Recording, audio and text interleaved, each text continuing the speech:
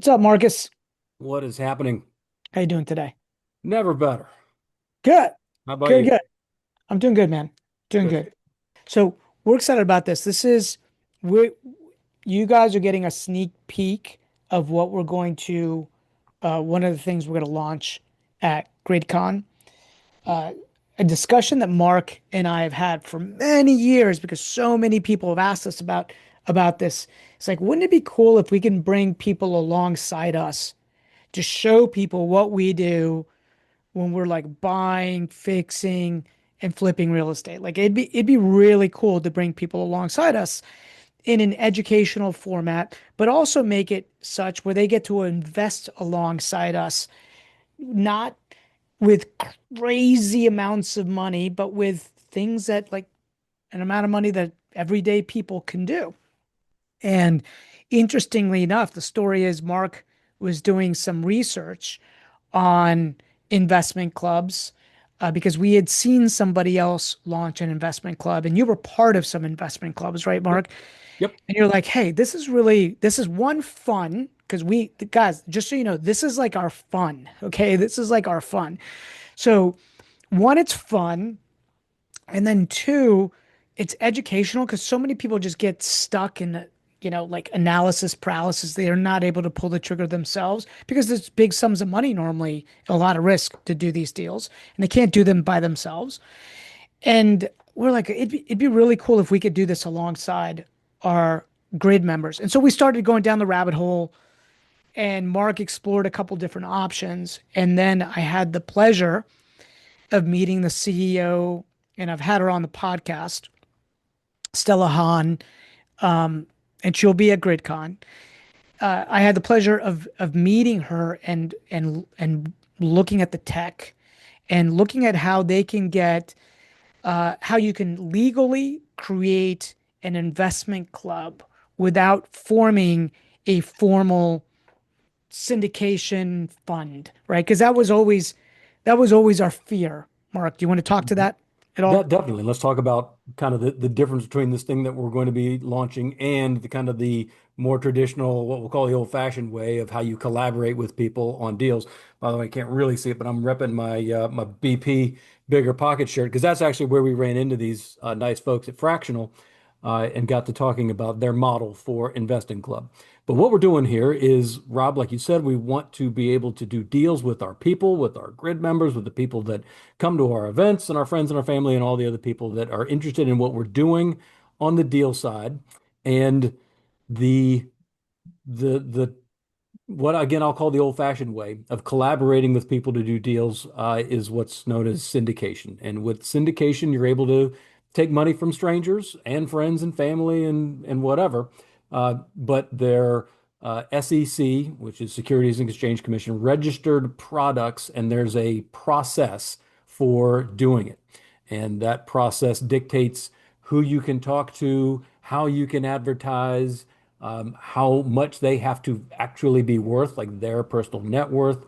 In many cases, to raise money from people through that syndication process, they have to be what are known as accredited investors, meaning they have $1 million liquid net worth, not including their home, and or a $250,000 or higher annual income that they can prove and establish. It's a big hurdle to meet to raise money that way with those people, right? Uh, so along then come the fractional folks, as we've already been looking at other ways to raise money. And by the way, there are other ways to raise money and collaborate. There's the traditional kind of joint venture, but very similarly, you can't just joint venture with strangers. They really have to be people that are known to you, right? They have to already be in your circle kind of thing. And so that appeals in some ways. We've done that before.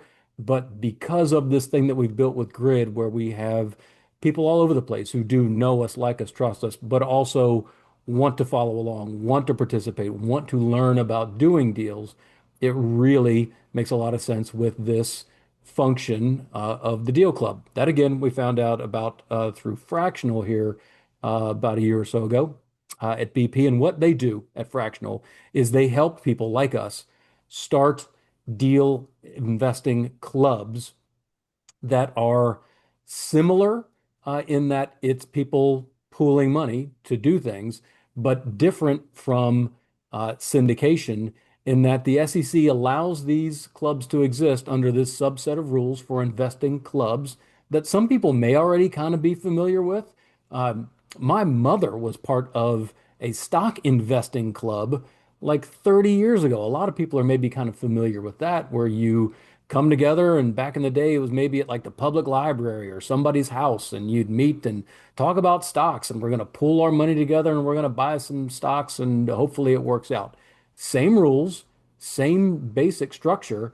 It's just now being applied to real estate. I think you always could. It's just no one had really thought about really organizing it and making a real easy to use platform for it, which is what the folks at Fractional have done. And so Rob's got their website pulled up. Definitely worth looking at and checking out. It is the platform that we will be using to launch this club. And what Fractional does is it takes this kind of SEC carve out for clubs, and it formalizes the process, cleans it up, makes it easy for us as people who want to do deals or lead clubs, makes it easy for us to gather people together, tell them what we're doing, explain what the club would be for, and invite them to join. And so the way, again, that the club is different is it is a thing that you have to be invited to. It is a thing that you have to choose to join. And one of the big differences between a syndication and this club function is in a syndication, the syndicator or the general partner or the sponsor, they have different names, would say, hey, I'm doing this deal, folks, and I'm raising some money for it. I'm going to raise whatever, $1 million, minimum 200,000. You have to be accredited, all that stuff. And here's the deal I'm doing. Here's the offer packet. All of that stuff has to be vetted by an attorney, and there's a lot of cost in there. That's another downside to syndication of getting all that paperwork right. But when you put your money in, just wait for me to call you. I'll tell you how it's going, and you'll get hopefully what we promised you. Deal clubs are different. This is really modeled after that collaboration model of people coming together to discuss, to learn, to vote on pursuing a particular deal. And so the Grid Investment Club is going to do exactly that. It will invite people to join. If they choose to join, we'll talk about the commitment that you'll be making to both the club and financially, and how structurally it would work. But you will be joining a closed club. The other kind of rule that you have to operate under for clubs is a maximum of 99 members. And 99 is enough, right? We're talking about doing like fix and flip deals. Well, less than 100 is probably the right number of people to kind of wrangle and bring along. But that's still going to let more people in than maybe you would normally see in a syndication or a small joint venture for doing fix and flip deals. We'll talk in a second about the limits that we have for joining. But the structure is that you will join the club if you want, and then the club will present opportunities that everyone gets to collaborate on. And that's kind of what Rob was talking about. We'll Yeah. get to discuss the deal. We'll get to break down the deal. We want other people to have questions and ask and collaborate and share what they think, what they feel about the opportunity, about the thing that we're doing, because that's what the club is for, and that's why they're allowed to be different, why they're allowed to accept people who aren't accredited investors and don't necessarily have a couple $100,000 at a time to invest. So they're different that way. They add a lot more flexibility, and we're allowed to bring it to our broader grid membership, and it's a collaboration. So we'll Yeah. talk a little bit about how that works maybe, and how the collaboration works, and what we're looking to do. That's cool. With every club, and what's interesting is you could have clubs for a lot of different things. Like we'll have different types of clubs. This is what's called a debt club, right? A debt club is essentially the members of this particular club will act as lenders on projects. Okay. So Yep. we'll be an asset backed where it's protected. There'll be the club members will form their own LLC. Their equity is dependent on how much money they put into the club that was raised that's there. And we will we will have an this particular one will be asset backed. Okay. Yep. Um, And that's kind of important too. And that's another distinction between this structure and what syndication oftentimes means.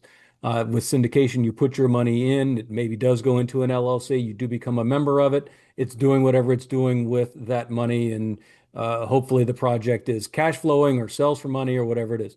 With the format that we're going to use for this first club of the debt club, what that allows this club to do is, as Rob said, lend money, but that money can then be protected. The club, and you as a member of the club are basically acting as a private lender. A a lot of private people have lender. asked us about that, right? People have always hear, like when we have our meetups every month, there's always two or three people that come that are lenders, professional hard money or private lenders, right? And everyone wants to know what their deal is and how their business works because it's one of the best returns on money. They always usually have a pretty good amount of money. They're always smiling because they're making money with their money and taking not a lot of risk while doing it. This club will act as a private lender for the deals that will be done that the club votes on.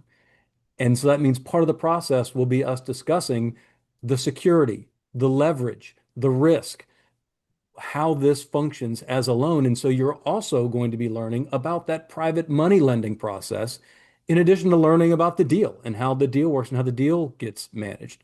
So maybe when we get a few more slides in and we'll start talking about the Yeah. first project that we intend to present, we'll talk some more about how kind of the lending function works. But Rob, like you said, this is going to function as a debt club. So the money will go in, votes will happen.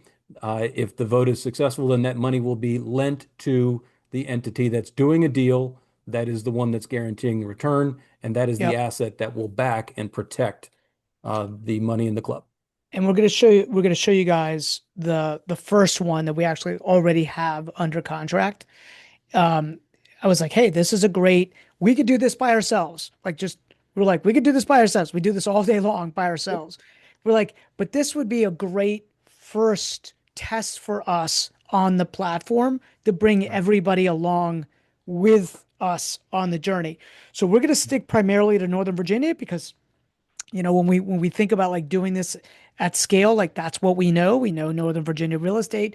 We sell a lot of real estate in Northern Virginia real estate. We like the laws in Northern Virginia. Like there's a lot of benefit in Northern Virginia. It's a great market, right?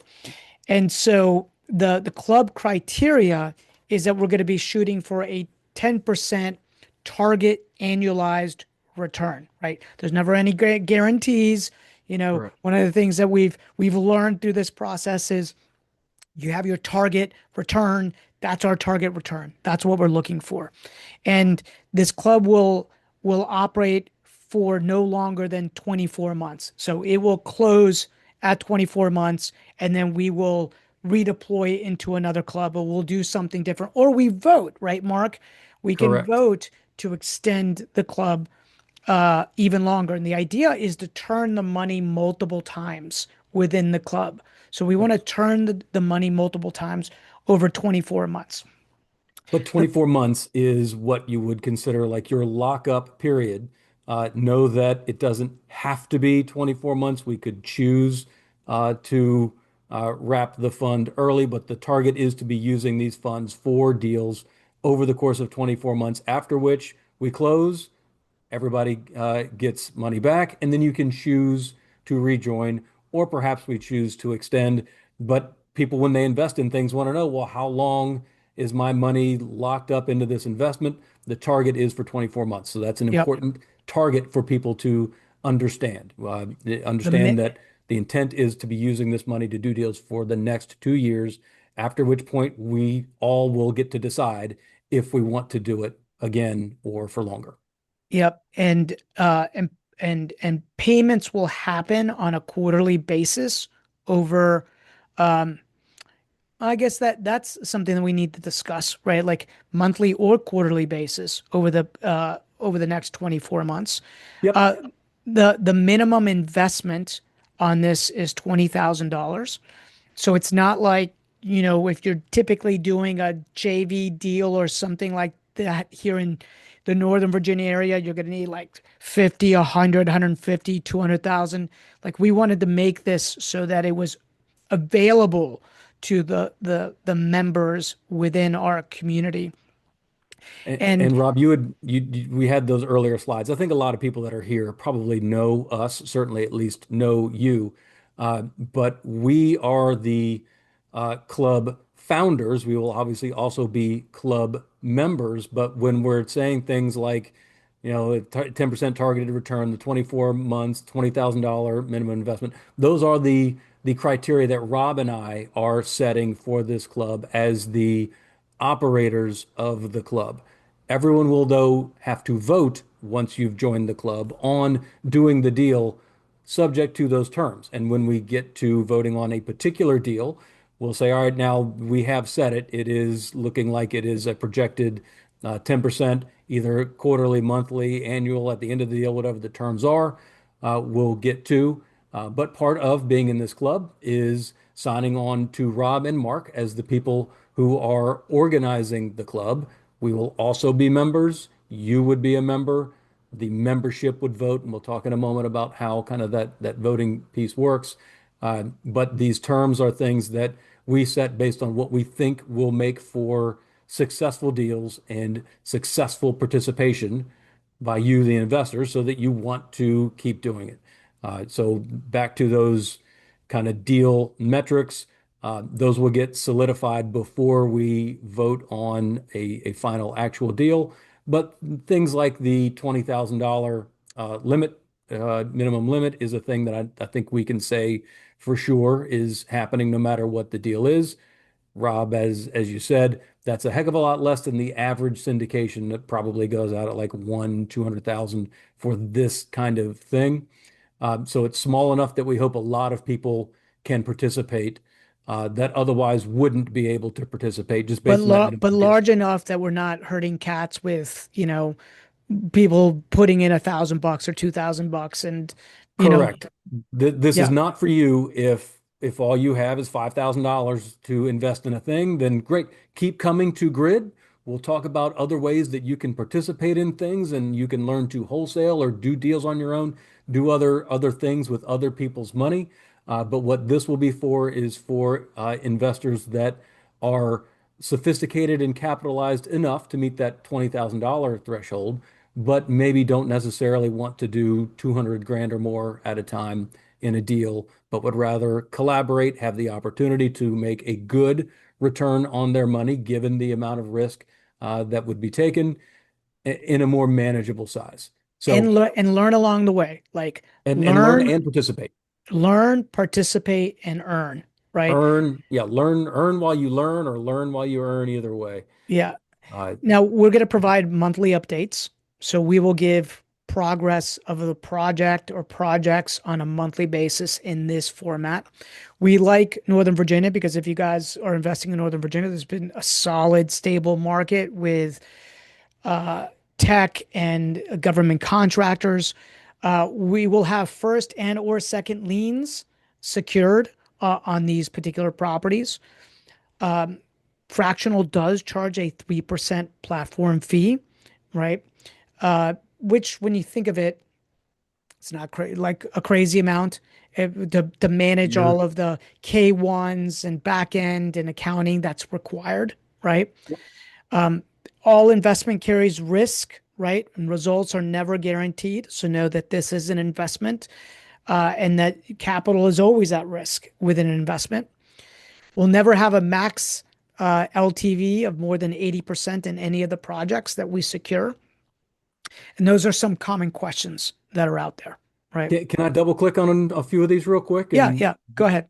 color some of this up a little bit? And then, of course, we'll be taking questions. A- Think of And them, then write them down, ask them I actually want to run through the deal. I want to show everybody for, the first for project.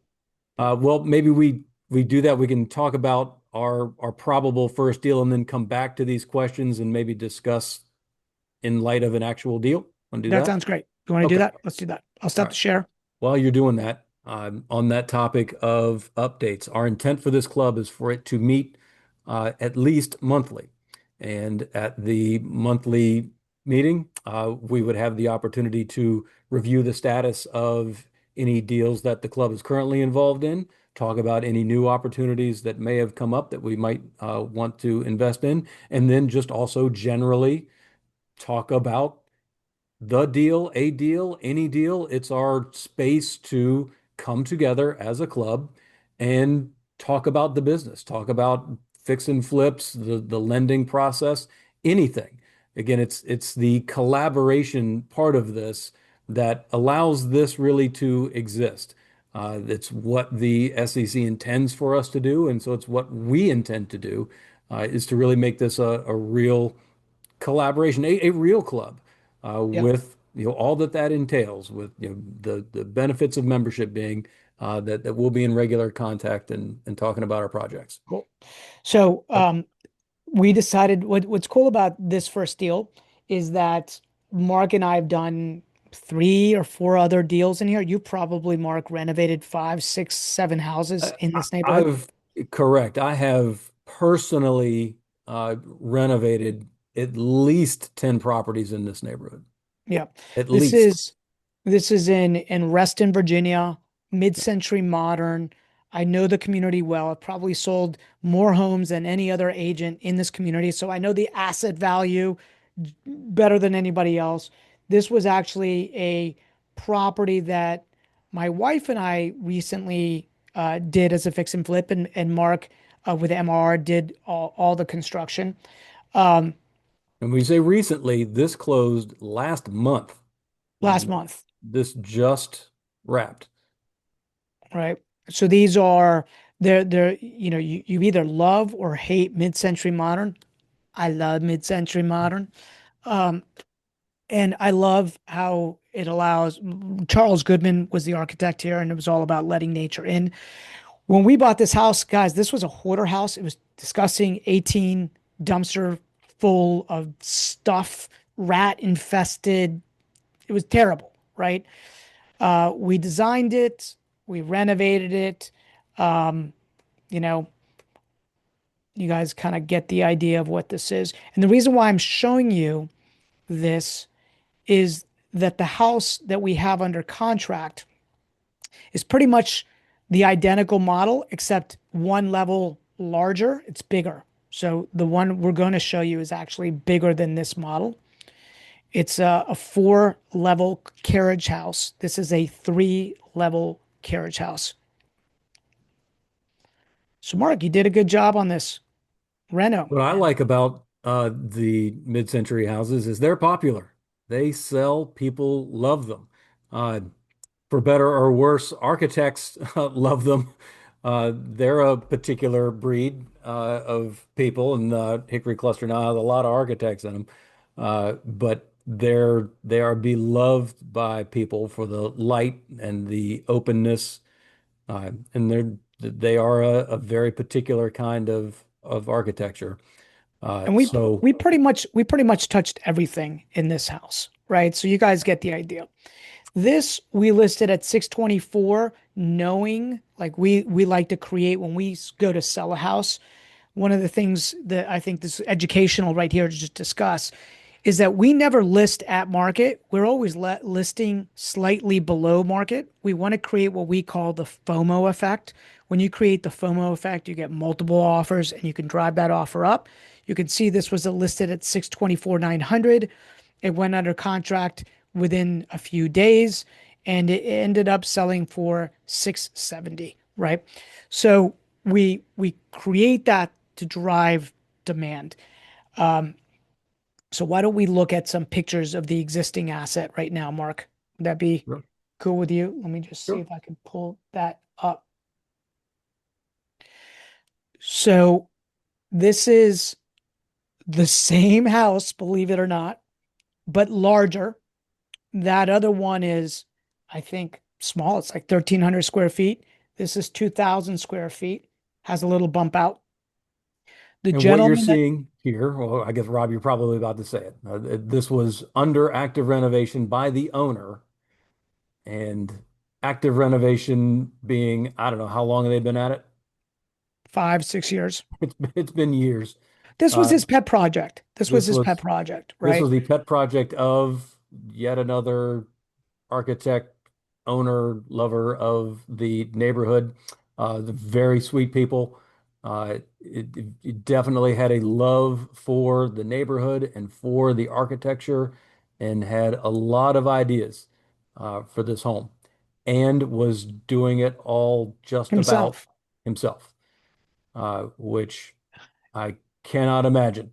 I don't love any house enough to work on it entirely by myself.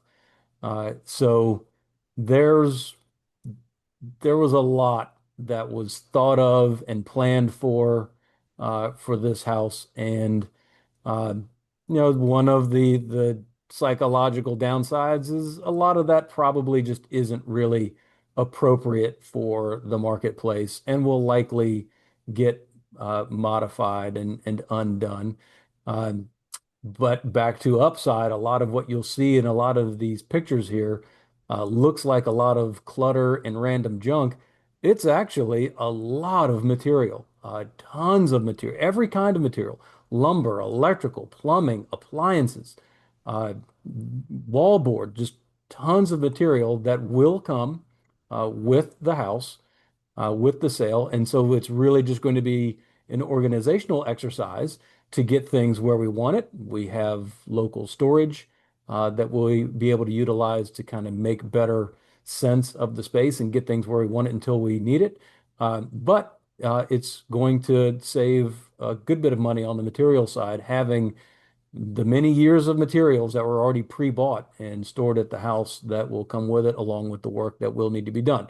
All of those things, though, will get baked into the budget, and then that is going to be an integral part of the final pre-vote discussion on the project, going through the actual line item budget, poking holes in it wherever anyone can or wants to, making sure that everyone's kind of comfortable with what is being done and what the projected costs are for it, and then voting on this being a deal to have money lent on it.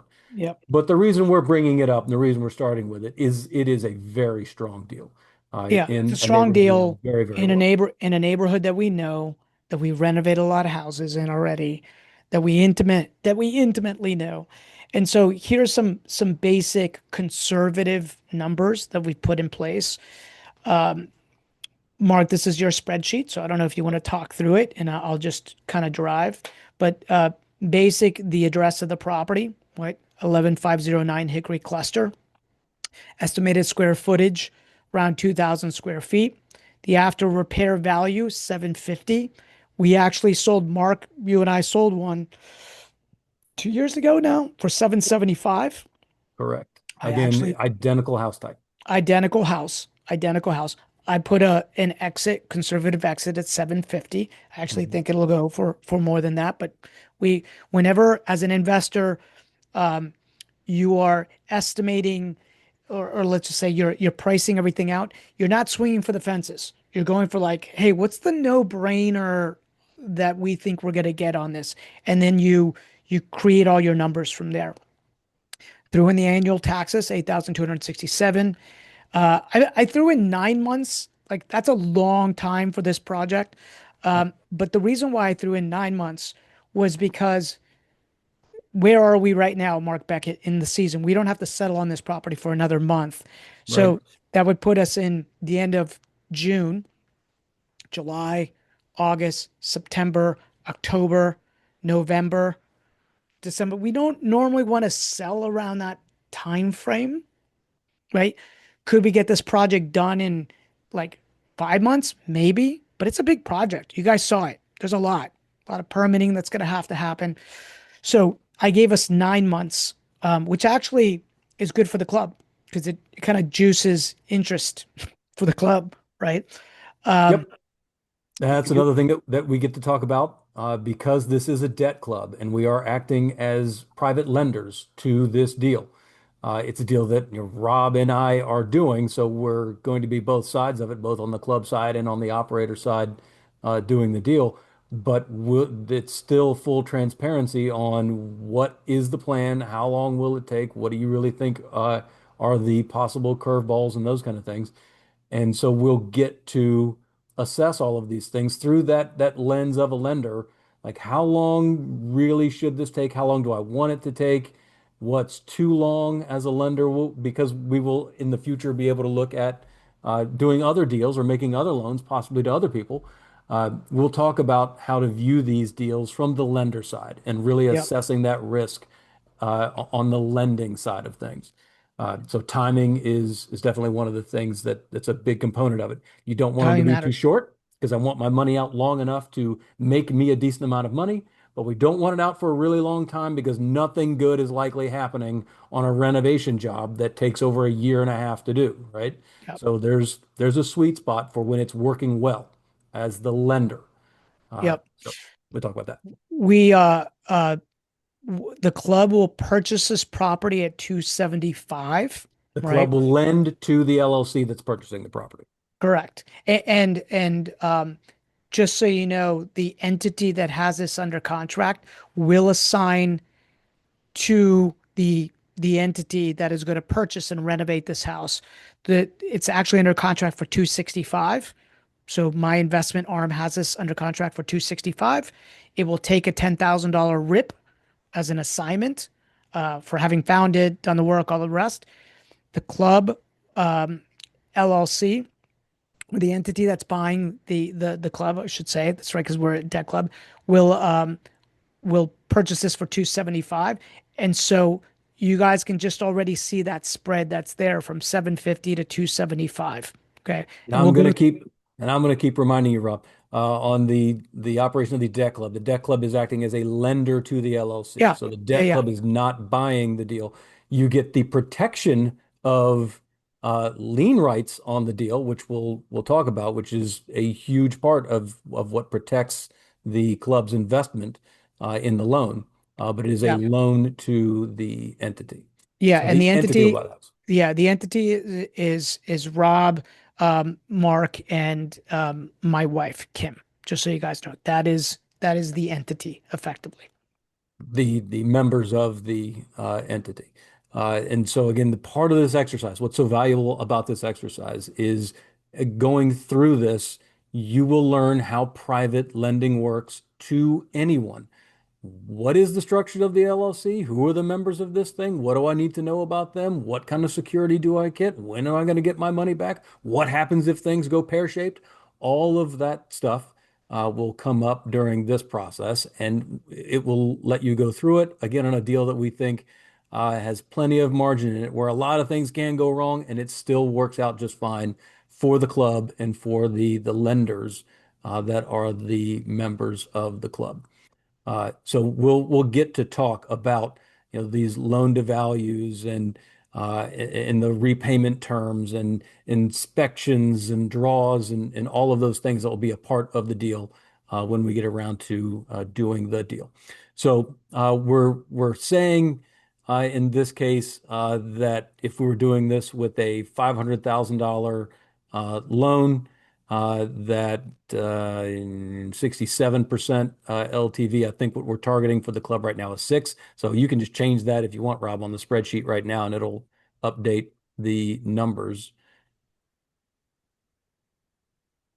That'll put it to 80, which is the max LTV. Which would be the max LTV that we would intend for the club to make loans at. Again, we can talk about that, what that LTV means, loan to after repair value. That means the total value of the loan will never be more than 80% of the projected after repair value. And the delta there, the difference, is part of the safety net.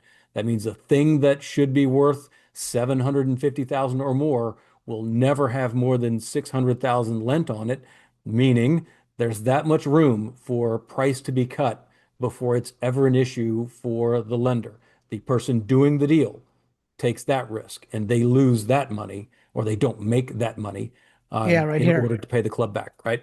So, yeah, scroll down to the big number at the bottom. That's what the deal maker makes, the person who's buying the house, this LLC that will control that's buying the house. Hopefully things work out and go the way that we're showing here. The deal nets about $70,000 to the deal makers. The club will be the lender and at the rate that we're showing of 600,000 and a 10% return over a deal that's out for 9 months. That works out to about $45,000 in uh, interest on the loan that gets paid to the club. So one of the other reasons we're doing this is when we do these deals, we oftentimes borrow money, and we would borrow money from, we actually have a private lending company, so it kind of gets filtered through there. That company gets money from us and other people that lend money on things. Typically, there's around about the same 10% plus even maybe a point or two that gets attached to those loans.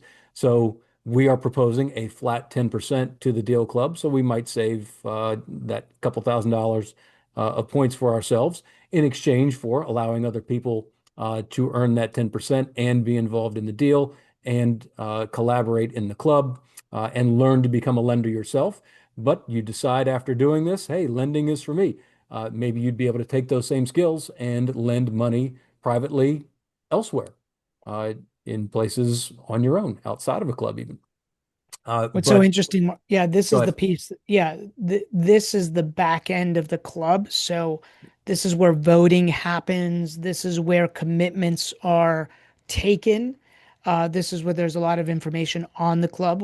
We'll everybody that's on here, I think that's registered, will send them the information so they can actually look through this. We'll send the recording out to everybody as well. I think that would be helpful. Um, but this is where commitments are made, right? Submit your commitment on here. And I went through this process myself with somebody else that was running a club so I could kind of feel it and figure it out. It was like, oh, I submit my commitment. I think it was like $500 or $600 to submit a commitment to be like, cool, yeah, I'm interested in putting in my $20,000 as a commitment on this particular project. They ran my credit card for like $500 or $600. And then there came a point, probably about a month later, where they were like, okay, everybody that made their commitments, now wire in your funds to be participate in the club, which is what I did. And It's then, approximately a 45-day window that we have from the date that we start taking in funds till we would cut it off, or earlier. If the fund fills up, we've got our target raise. We can choose to raise more, possibly if we want. We think we're oversubscribed and we think we've got good uses for that money.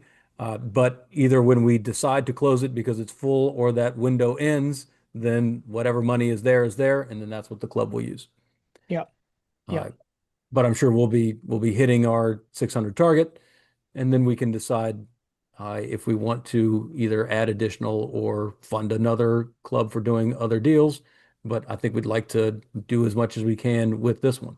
Uh, so yeah, let's talk about the deal structure a little bit more. Then we can talk about maybe how the club kind of operates and votes. And then I do want to go back to those kind of question squares and then just talk about how this deal works. Uh, Why don't so we why don't we open it up for questions right now, Mark? we can do that. Yeah. Who's got questions about this? Judy or Celeste or Jad, you know, Tim, who's got some questions around how all this works? Rob, are Felice. people able to unmute themselves? Yeah, they should be able to unmute themselves. So go Okay. ahead, unmute yourself. Here, I'm going to stop the share so we can kind of go through Actually, for this. Rob, it might be helpful to leave those questions up so people can see it. I know you like to see larger faces, but it Okay. would be probably be Sure. helpful for people to see that. I'll chime in really quick. Hey, Yeah. everybody, I'm Celeste. I actually work at Fractional on the investments team, and Rob and Mark have crushed this explanation of Fractional and the debt investment club model. I did just want to clarify that when you do commit, like they were showing on the page, the blue button on the left or on the right-hand side, you Mm. will also need to verify your identity as an individual. So you'll need to enter your full legal name, address, social security number, and date of birth. So just be prepared. Even if you're investing as an entity, you can also invest through your self-directed IRA, which is a great opportunity to use that, or a 401k. But you will first need to verify your identity as an individual. Sometimes people get confused, so I just wanted to call that out. And then also, like Rob mentioned, that 3% transaction fee, that's a one-time fee that you guys will pay, and it will adjust based off of that your commitment amount, and that can be paid credit through credit or debit card, and then later on, the commitment amount will be need to be paid via wire or ACH. But you guys are covered everything so well. I just wanted to add those couple things in as well. Thank Thank you. you. Thank you for that. And that makes another really good point. One of the reasons that we're doing this through Fractional is because they make it so easy to kind of have our training wheels for running a club like this with a ton of support. They are always on practically every early call having these kinds of conversations with this platform set up, and what their fee goes to is that support structure, the accounting, the collection of funds, the disbursement of funds, the production of the annual K1s. You are a partner. You'll receive these financial documents at the end of the year. All of that has to get done. Someone's got to get paid to do that for you anyway. Fractional has just set it all up on one site to make it super easy for us all to have a place to see everything, to have a person centralized, gathering the documents, managing the funds back and forth, which creates a much higher level of trust and convenience for everyone who's participating in it. And again, encourage you to check out their site. You'll see a lot of people are using this structure and using this Yeah. fractional, using this platform to do debt raises. Our buddy Pace Morby, who you may have heard of if you've been hanging out at Bigger Pockets or in investment spaces, is using fractional to raise money. Our good buddy Brandon up in Baltimore, Mailbox Money, uh, Yep. does all kind crushes it up in the Baltimore area. That's one of the clubs that Rob is a member of. So a lot of people that we know that are really successful in this space are using fractional because they have done such a good job of making it easy for us Easy. all to do this and to Celeste, collaborate and have the money managed. Celeste, anything else on this page that people need to know about when we send this out? Well, you guys have done such a great job covering everything. One of the key parts of an investment club is active participation. So the best way to do that is through voting. So this will be your homepage. When you join the club, it will turn into a private community. And if you scroll down to the bottom now, after you submit your commitment, you will be able to vote on the first opportunity. So yeah, right, right And there. Yep, and you can let's votes. Mhm. let's talk briefly. And Celeste, please back me up on this. And I think Rob's just about got it dialed in. There are two key votes. Rob, you can scroll back up just a little bit. There you go. So there are two key votes that happen in the club, or there's two key thresholds that have to happen in order for the club to do anything. The first is when we call for votes on our deal, and they're done digitally here on the club. So this is just the only place you have to go for it. But we have a quorum requirement, which means 50% of all the members of the club need to be present and voting for the vote to count at all. Now, we can reset dates and reissue quorums if we don't have enough participation, but that's not the point. The point we want to get close to 100% of everyone on the day that we need them coming together to vote on what the club will do. That's the point. We need active participation from everyone. So level number one is that 50% participation threshold.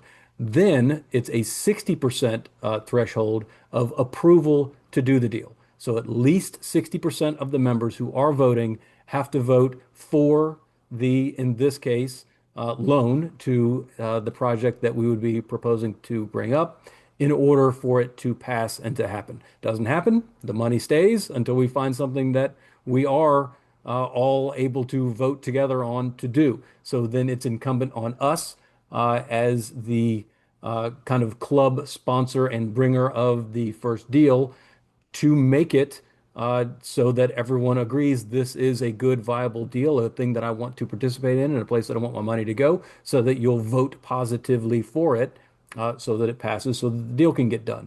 So that really is where the club has control, and that's another way that it's vastly different than syndications and things where you just kind of send your money off and you trust that things are being done with it, and you don't have as much control. The I club have a controls. I have another question for Celeste. Celeste, do they have to submit the commitment first and then they join to take part for the vote? Is that how it works? Yes, once you submit your commitment, then you're part of the club, and then you'll be able to vote. You can't vote until you commit Got your it. funds. Makes sense. Makes sense, right? But you got to clarify that. And the commitment is usually that couple $100. I don't know, Rob, if we've set the actual dollar amount to secure your seat in the club. That gives you the opportunity to then, within the window, commit your full funds. But the commitment amount is there to make sure that we don't have people like, yeah, this is a great idea, sign me up, and they don't know where they're going to get the $20,000 from. They're not entirely sure that they actually do want to be invested in something. It is a Yeah. commitment. It's not a huge commitment, but it's a real dollar commitment that you're making to say, I think I the am commitment that interested in I joining the made, club. I think the commitment I made was like $700 or Celeste, was there like a number? Was there like a formula for that? Yep, it's 3% of your total commitment. Okay. So for, There let's you say go. you invest $20,000, which is the minimum. I believe that's $6,000. And then if you 600. 600. 600. You said 600. 6,000. Oh Yep. yeah, no, thank you. And then if it was $100,000, it would be 3,000. So yep, Okay. Cool. Cool, 3%. cool. Uh, but no coincidence that is probably also the fee that, not probably, it is the fee that Fractional charges to manage these things for us, right? But for $600, Fractional has this platform.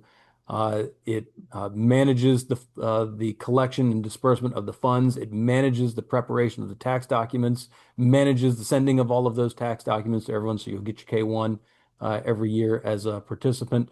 And again, gives us this platform that makes it super easy for us to collaborate, share information, have a place to meet, have a page to reference all the time when we're discussing our Yeah. deal. So, Also, I know that. yeah, Go ahead, Celeste. I'm sorry. sorry, I just want to clarify that 3% fee is the commitment. So you're not doing a commitment and a 3% commitment and the fee. That correct, 3% commitment goes toward the fee. So it's just correct. one 3 time or It's 3%. a one-time deal. Uh, Okay. all right.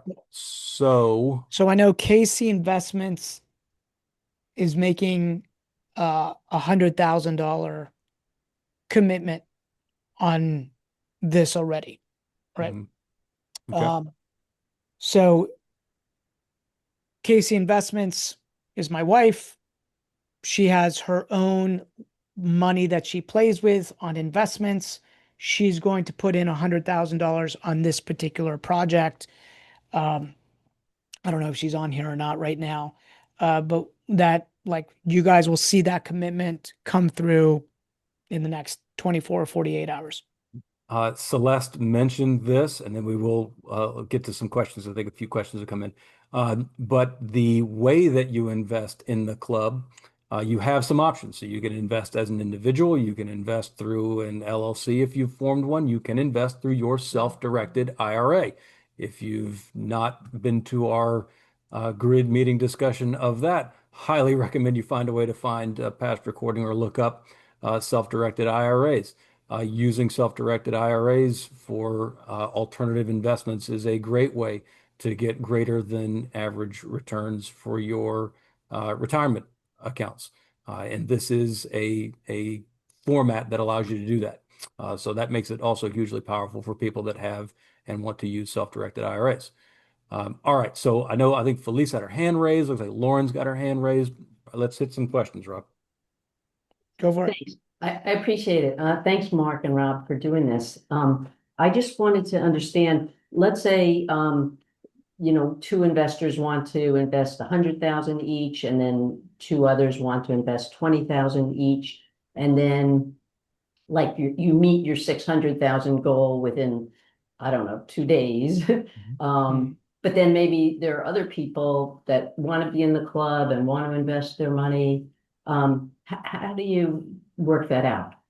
Yeah, so our initial planned raise is the 600,000. We would have the ability during that window of approximately 45 days to choose to raise the amount if we think there are more people wanting to subscribe to the club than we currently had room for in the cap. We could elect to raise more.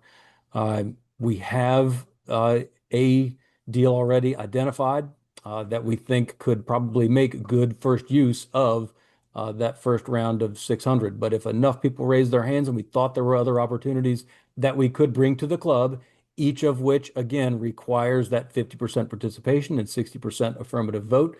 We could choose to do that. So part of the thing for being in the club is, all right, well, we all want to make sure that our money is working somewhere, doing something to give us that return. And by the way, member of the club, anyone can propose a deal. That is also part of the point. If someone else knows of another project that the club might want to invest in and make a loan on, we'd be able to talk about it. So the the ability for us to oversubscribe is really just dependent on if we believe there are other opportunities out there that we think more money would be helpful to do, then we could choose to do it. But it does get done in that initial 45-day window. That's another reason that you put timelines on these to actually close them down, because we decide we want to do this regularly. We've got a lot of people that want to invest. We have enough deals out there that we want to raise more money or open it for other people. Then this one gets closed, we open another, and the same people can choose to participate again. Maybe the amount would be different, higher, different purpose, or whatever. But another reason that you have those timelines is this one is doing what it's meant to do. If we want to raise more or bring in new people or form a new club, Yeah, we can. we start a new club. Yeah, we start a new club. And then we may decide to do different clubs for different thesis types, right? So you could do a club for, a long-term vacation rentals or for multifamily property. This club specifically is going to be a debt club. We have deal flow. We have this particular deal. We have uh, a, another investment company called Sell Simply. Some of you know it. It brings opportunity. It could bring additional opportunities to the club. Like Mark said, any of you can propose deals to the club.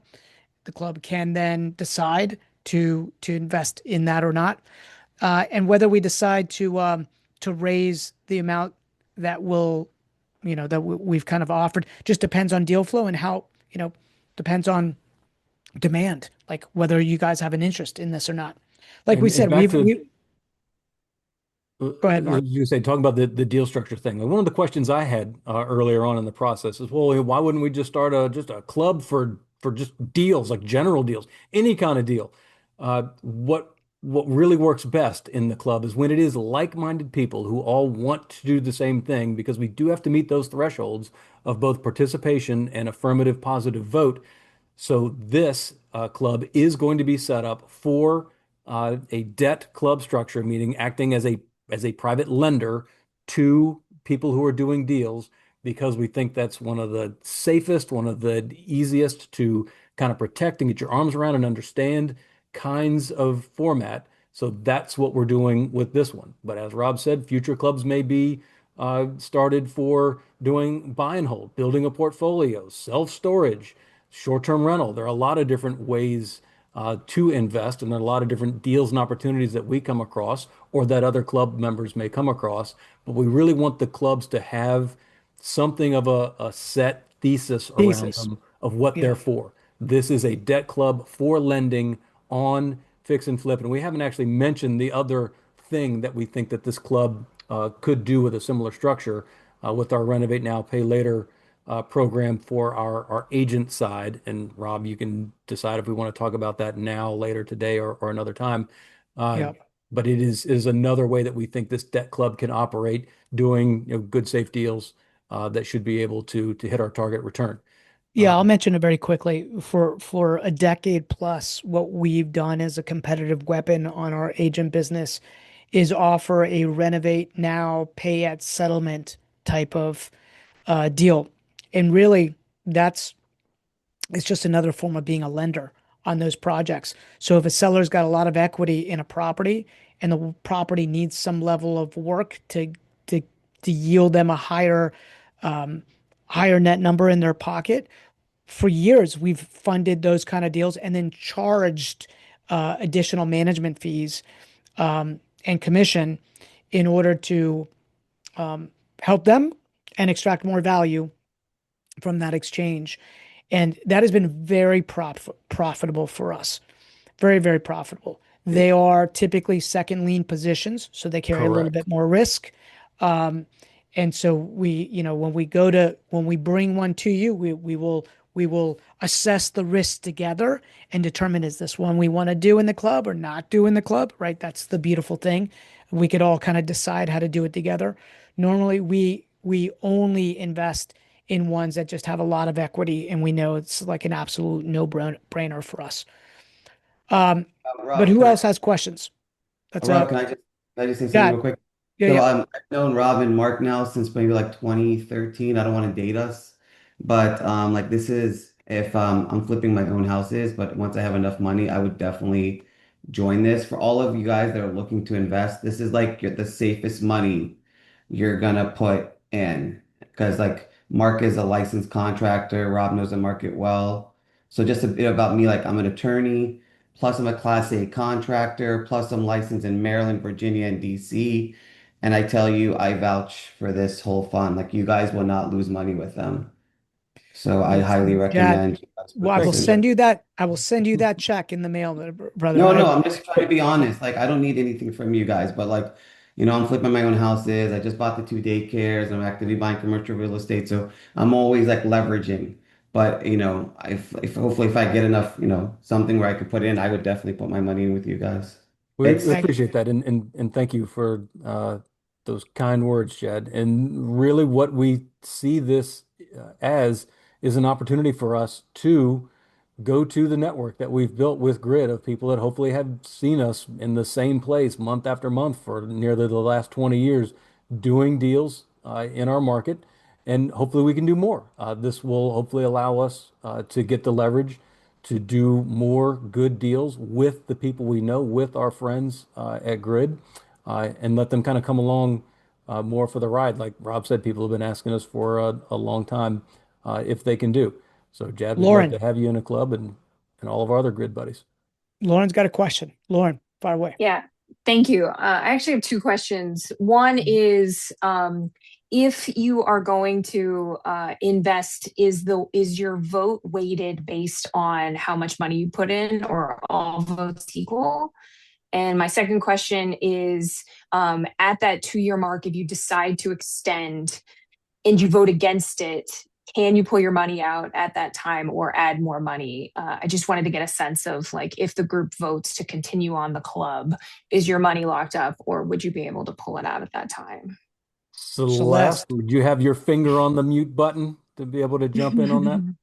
I do. Okay. Great. So, um, first question, it is weighted on your ownership. So if you own 50%, your vote holds more weight. So it's not on head count. It is based on that. Right now, the way the investment club model works on fractional is if, let's say, you only own 10% and 90% votes to move forward with a deal, that deal will move forward and your funds will be put toward said deal. If you want to withdraw from the club at any point in time, you can sell your shares. That is a process to do that. You can first offer it to other members of the club, which is typically the best way to go about it. But right now, you can't just easily pop in and out of the club. Did that answer your question? It was my question was so this club right now we're saying the duration is 2 years. Mhm. And so I was just curious if there was anything specific about that 2 year mark that you could pull your money out at that time, or if, are we just keeping our money in for as long as this club is in place? We plan on shutting it down, Lauren, after 2 years, right? Okay. Is But I really think the her plan. question is, what if everyone says, oh, not everyone, if a majority of people said, hey, we're happy to leave it in here, but some people didn't. I don't know, Celeste, once we announce it's a 24-month closed end, is there a way to guarantee that? Is there a way to get people out at that 25th month? If it's votes to extend, has that come up yet for fractional? So I think it it's up to kind the of managers. Yes. Yeah. It depends on how you structure it. You will have your own agreements. So fractional, the LLC will have an operating agreement, but then separately between the managers, the operators, you folks, and then the rest of the members, you'll have a joint venture agreement, or a promissory note, depending on what documents you decide to use. And you could decide all of that and vote on that. Those are the documents you would vote on. So you can find an exit strategy, to see like, okay, what happens in that case. But typically, if you wanted to leave early, you would sell shares Um, or you can just hash all those details out in the in those other agreements to be voted on. So like, Lauren, I'll tell you what my knee-jerk reaction is. I like to give money back. Does that make sense? Like I like to start something, to end something, and then to start something new as opposed to like keeping it on. I believe that one of the reasons why we chose that 24 months was because I do think that there is a re-up fee with fractional, right? Like there's a certain like an 18-month window or something like that. So last where we would have to pay an annual additional um one-time platform fee. So at that calendar point it year. just what's It's that? calendar year. It's One calendar calendar year year, based. right? So it just makes sense to like maybe just shut it down, return investor funds, start another one. Um, but we're, as you could tell, we understand how to do the deals. Fractional is a new platform for us, so we're learning the rhythm of fractional. For sure. And just don't want to make it clear I'm not looking to pull my money out early. I just wanted to understand what the cadence was and For milestones to sure. For expect. sure. And so the kind of feedback that we want is for people to ask questions like that so we can think about it so that maybe one of the agreements in the club will be that it is a hard stop at 24 months or whenever the project closest to that 24-month period ends and is repaid, then the club is dissolved, money is returned, and then we just decide to do it again if we want. I Yeah, I kind of think like that too. one of the challenges with the hard stop mark is like sometimes you might be mid project, so you That's have what to I kind of, that's what you I'm know, saying. What the whatever project that the funds were committed to would obviously need to pay off.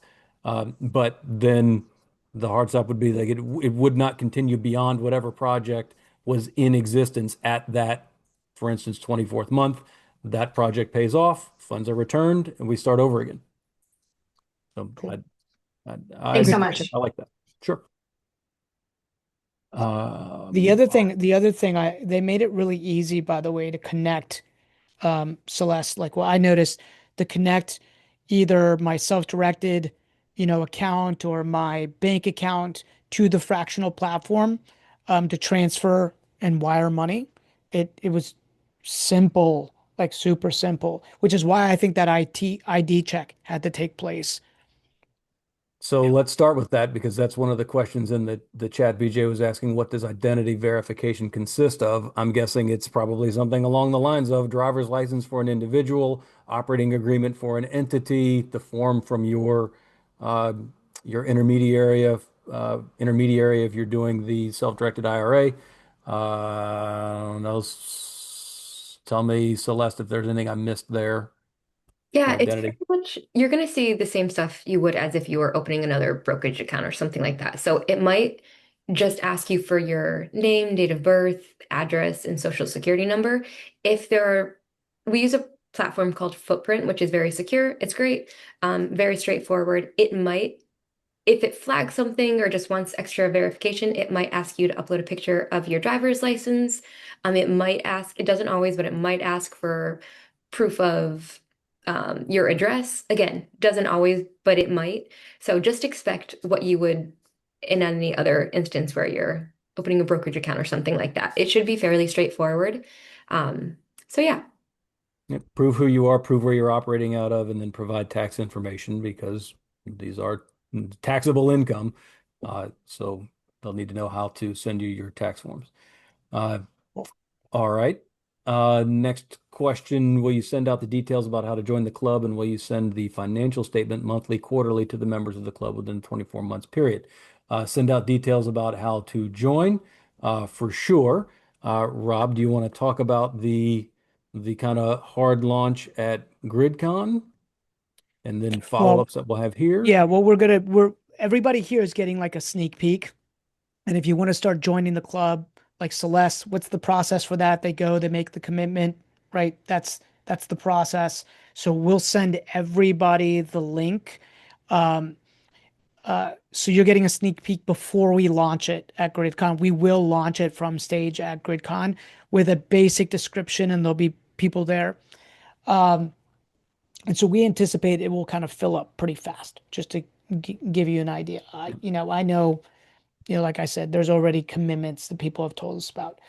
we plan on giving quarterly up financials on the projects, but we want to give monthly updates because we really believe, like in my company, we're an open book company, so we give monthly updates on all the financials. Uh, I don't want to commit to that just yet, meaning like we'll show you the progress monthly and then we'll give you the financials quarterly. And then distributions, Celeste, what's common for a debt club? Monthly, quarterly? We could, if that's up to what you guys decide, but we could do monthly or quarterly. I think monthly makes me feel better, right? Yeah, who doesn't like Um, getting paid monthly? yeah, right. Mailbox money. But Robert, I mean, about what are you going to update monthly? Like if you just bought the house in Reston and Mark has to do all of the renovations, there's nothing to update us on. I It would would say be like that. after 90 days or quarterly, like Yeah, what are you no, going to it say would. to us? Dear everyone in the club, your money's being spent on Mark kicking ass on this renovation. Thank you. Well, I think we would probably say, hey, this is the portion of the project that we've got going right now. These are next steps on the project. This is where we are. We've got permitting. We want people to learn while they earn. So it's not so much like you're just getting a return. Like we want them to learn the different things. Hey, we had a stumbling block. We applied for the permit. This is what the permit office told us. We got to go back and reapply for the permit. Oh, we failed that. We're going to have to go back and reinspect it. So I want people to, But that's way too much stress. Like I don't need that in my life. I just want my 10% return. well, that's Then cool. Like You don't have, Jad, you don't have to show up for them. We're just going to have them the monthly updates would or be I voluntary. believe, optional. We'll check with Fractional and actually see They're if there's any optional. kind of participation I haven't required done anything with and update. Brandon. I haven't I don't gotten think it. there is. It's really just for I have the high blood voting. pressure. Because Mark, I have And high blood pressure and high cholesterol, and I don't need this uh, in my life. You know what I and mean? Jed, you also have the experience of having done a bunch of these yourself. Yeah. So You don't care. maybe there's not as much value and utility there for you. But as Rob said, like we intend for this to operate just like the good old-fashioned stock club. We're going to meet and instead of talking about what earnings per share were last month or what the current sales cycle is, we're going to talk about what's And happening on the job. and the good news, if you don't want to show up for it, we'll have it recorded anyways, Jad, and we'll just send it out, right? We'll send it out on even if it's just Mark and me on the call, we're gonna be like, okay, man, Yeah. it would almost be like me working with my partner saying, where are we on the project? What's going on? What's been spent? What's next? Uh, Transparency is kind of the name of the game. Yep. And again, because we're approaching this as a lender, this is the same kind of check-in that you'd want to be doing as a lender. Where's my borrower? What are they doing? What's their contractor up to? What milestones have they hit? What problems have they run into? So it'll be that kind of report as well. And it's an opportunity for people to learn everything that they want to know about how we get dirty in these houses and get them fixed up for better or worse. Uh, Celeste, I see that you're unmuted. Did you want to say something? No, I just forgot to unmute or to Okay. remute. I will no, no Okay. say worries. I have to jump for another call, but Yep. I'm so excited to see this club in action. I'll drop my email in the chat in case you guys want to reach out with any other questions, but I'm very excited for this. So Awesome. Thank you, Thank you Celeste. We so really much. appreciate it. thank you Yep. guys.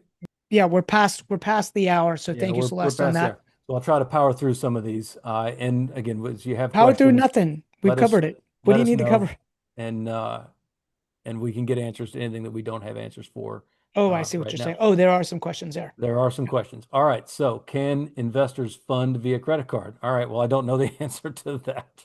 So that would be one that we would have to maybe I get think back. so, All right, by the Celeste, way. you didn't hang No, up yet. yeah, sorry. Okay. I did respond to BJ.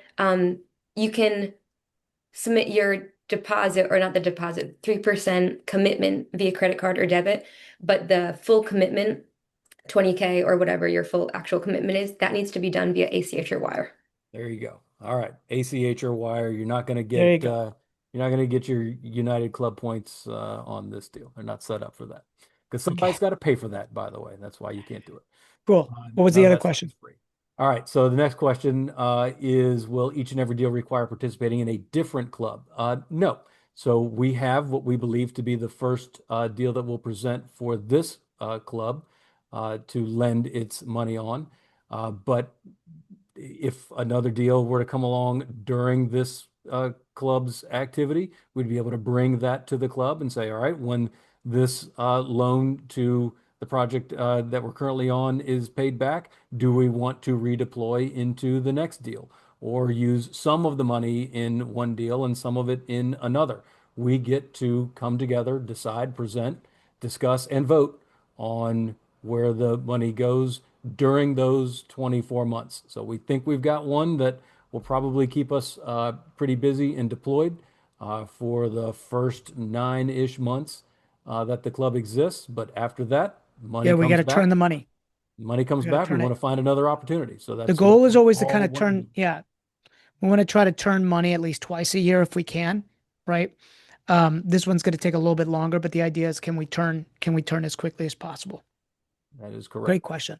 That is correct.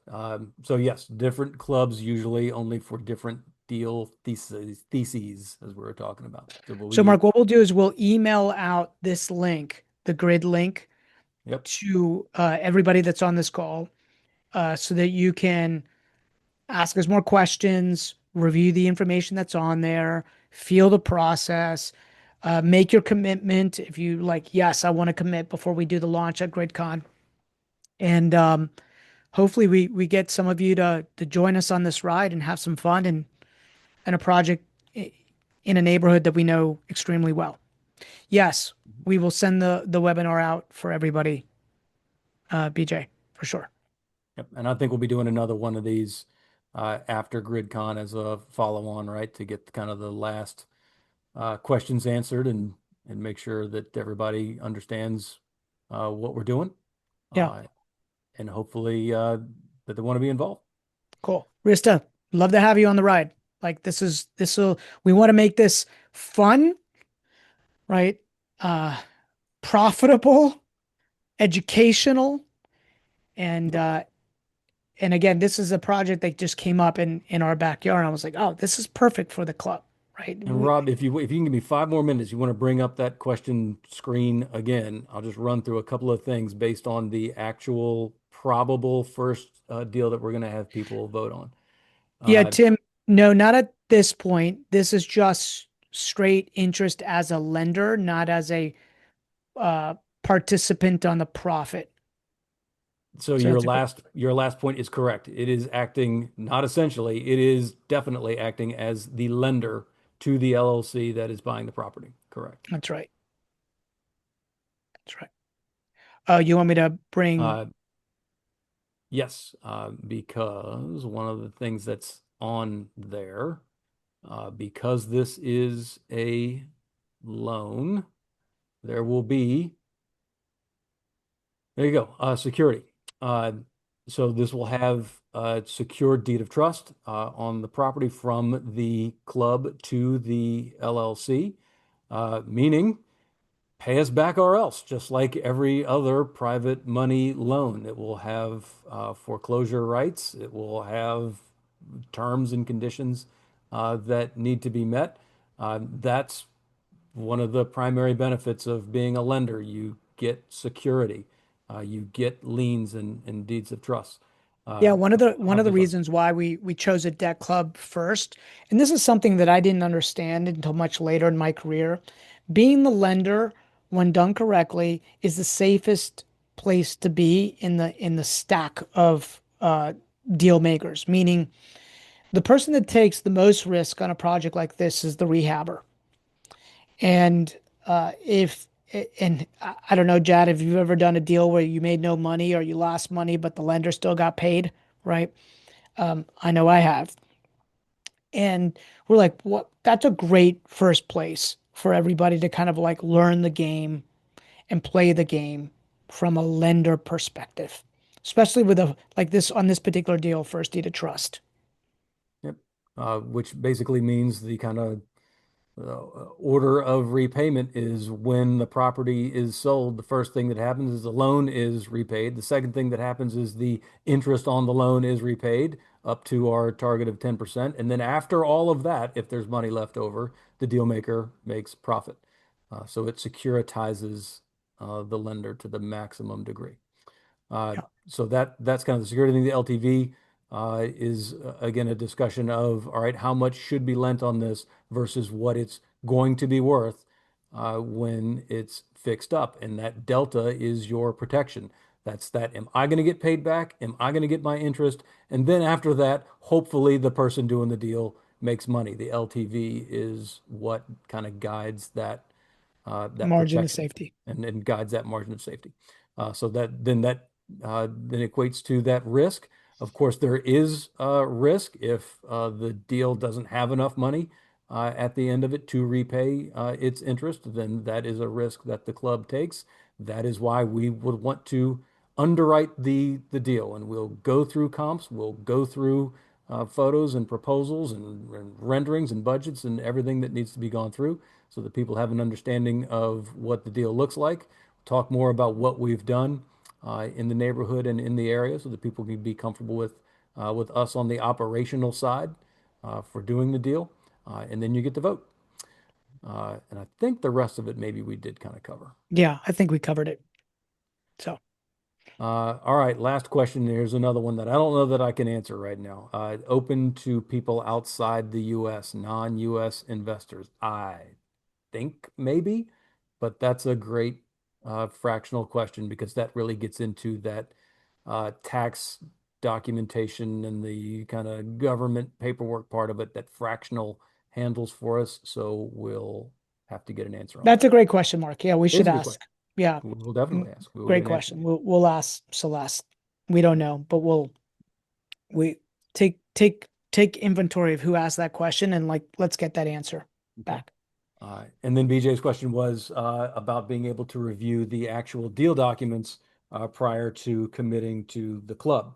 And so I think that's a thing that we'll have to decide based on, I think, maybe what happens over GridCon, right, Rob? We can come back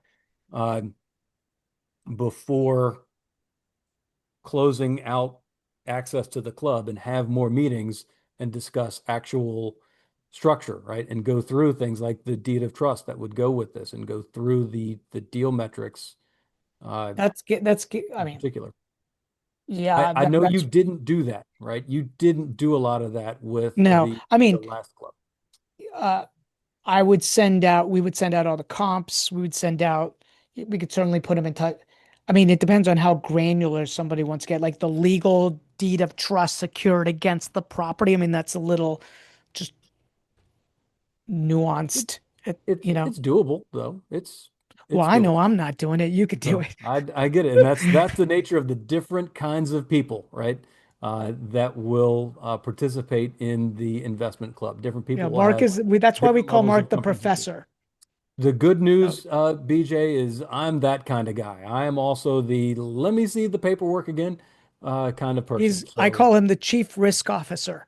that is correct. And so I have those same interests at heart. And yeah, we'll find a way to have another one of these kinds of discussions where people can get some more um, detail fleshed out on some of those things when committing. And yeah, Yeah, that's but right. yeah, Learning, intention learning is more. learn and earn. Yeah, that's Yeah, exactly right. I yeah, want everyone to kind of understand what the mechanics are of this and of the lending portion of it. So we will do that. good point. Good point. We'll come back and do that. Okay, we'll let you guys go. Here are action items on our side. We will send out the recording. We'll send out comps. We'll send out your spreadsheet, Mark. I think that's appropriate for them to kind of see like that, the numbers that we have in there. Um, we'll send out the link for the club for you guys, for those that are interested to, once you review everything, feel comfortable, make the commitment. Um, and then for those, hopefully some of you are coming to GridCon on June 1st, June 2nd. June 2nd's completely sold out. June 1st, there are still some spots available on June 1st. We will do the official hard launch at GridCon, and then we will get back together again after GridCon. I probably need a week to decompress for that. So the week after that. But in the meantime, thanks so much for joining us today. And if you have any questions, you'll get an email. Feel free to email us, and we're happy to answer those emails. For sure. And we will again follow up with any questions that we're not able to answer today on the next one. And hopefully we can talk about it more for those who will be there at GridCon. Yeah. And then shortly thereafter. Thanks, guys. Take care. Bye-bye. Thanks, everybody. We'll see you all soon.